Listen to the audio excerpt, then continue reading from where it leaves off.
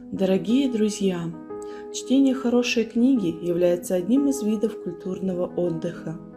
Книги дарят нам уютное ощущение жизни, иногда тревожность, сопереживание героям и многоликую гамму ярких чувств. Лучшие моменты в чтении – это когда ты находишь мысль, взгляд на вещи, которые кажутся тебе особенными, близкими. И вот они, высказанные кем-то другим, незнакомым тебе, как будто коснулись тебя своей рукой. И в этот момент литературные образы как бы оживают и завораживают. Наш очередной ролик-анонс познакомит вас с новинками, отмеченными любовью и восторгом читателей, недавно поступившими в нашу библиотеку. Неподражаемый Стивен Кинг использует самые разные жанры. Их сюжеты завораживают необыкновенным воображением и буйной фантазией. Многие его произведения экранизированы. Одной из полюбившихся поклонникам книг является книга «Зеленая миля». Автор приглашает читателей в жуткий мир тюремного блока смертников, куда уходят, чтобы не вернуться, приоткрывая дверь последнего пристанища тех, кто переступил не только человеческий, но и Божий закон. По эту сторону электрического стула нет более смертоносного местечка. Все, что вы читали раньше, не сравнится с самым дерзким из ужасных опытов Стивена Кинга. С историей, что начинается на дороге смерти и уходит в глубины самых чудовищных тайн человеческой души. Книга затрагивает характеры самых разных людей, мастерски рассказывает о непохожих друг на друга судьбах, раскрывает психологию людей, обвиненных в убийствах и приговоренных к смертной казни. Сильное, цепляющее произведение с невероятной атмосферой и энергетикой.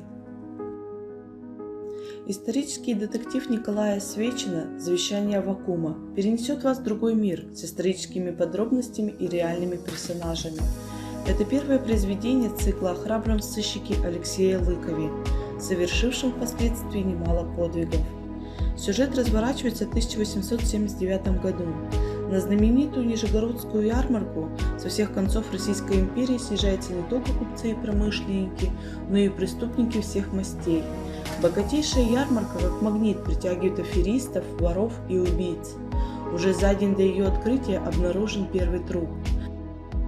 В каблуке неизвестного найдена страница из драгоценной рукописи протопопа Аввакума, за которой охотятся и раскольники, и грабители шайки Оси Душегуба. На розыск преступников брошены лучшие силы полиции, но дело оказывается невероятно сложным. Раскрыть его не удается, а жестокие убийства продолжаются. Автор произведения смог гармонично связать детективную линию с историческими событиями, которые придутся по вкусу не только старшему поколению, но и более молодому, оставив неизгладимые впечатления и бурю эмоций. Славянская фэнтези «Мара и Морок» современной российской писательницы Лии Арден взволновала сердца кинолюбов. Первая книга из цикла «Смерть и тень» с сюжетом, погружающим с головой в мир теней и мистических существ. Таких, как они, в народе называют марами. Когда-то их было 7. Агату и ее 6 сестер отметила сама богиня смерти Марана. Сейчас лишь немногие помнят, что они избавляли леса от нечисти и отправляли неупокоенные души в потусторонний мир. Годами позже они оказались втянуты в политику. Это их и погубило. А теперь байками о марах, скитающихся по земле с собственной головой под мышкой, пугают детей. Но даже они кое-кого боятся, и имя ему Морок. Он поднял одну из мар, Агату, из земли и оживил 200 лет спустя. Но для чего? Именно это придется выяснить главной героине трилогии.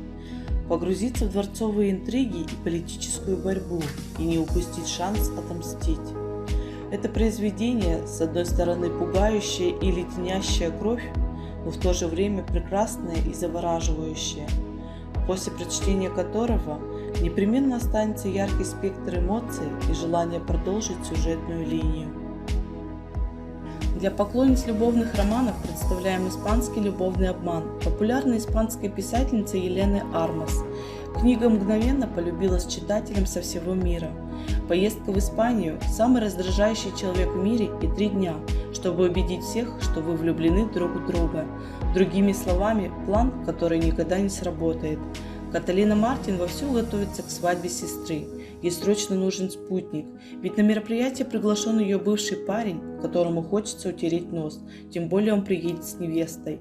У Каталины есть всего 4 недели, чтобы найти того, кто согласится притвориться ее парнем. Красивый и заносчивый Аарон Блэкфорд, коллега Каталины, вызывается ей помочь. Приближается день свадьбы, и девушка понимает, Аарон – это единственный выход. Впереди перелет через Атлантику, и все ради того, чтобы оказаться в солнечной Испании на свадьбе у сестры. Очень скоро Каталина осознает, что парень может быть не таким уж и заносчивым. А что ждет главных героев и как сложится их судьба, вы узнаете в конце книги. При чтении книги вы получите колоссальное удовольствие от романтической прогулки по оживленным улицам Испании и эмоциональной игре главных героев. Это любовное приключение вернет веру в судьбоносные встречи даже самым заядлым скептикам. В романах известной американской писательницы Тессы Белли затрагиваются не только легкость и романтика, но более глубокие темы взаимоотношений, переплетенные фрагментами с перчинкой. Роман «Что случилось этим летом» – один из них. Пайпер Беллинджер наслаждается жизнью светской львицы. Она меняет парней как перчатки, а клубы и соцсети – то, без чего она не представляет свою жизнь. Но в один из таких вечеров Пайпер заходит слишком далеко.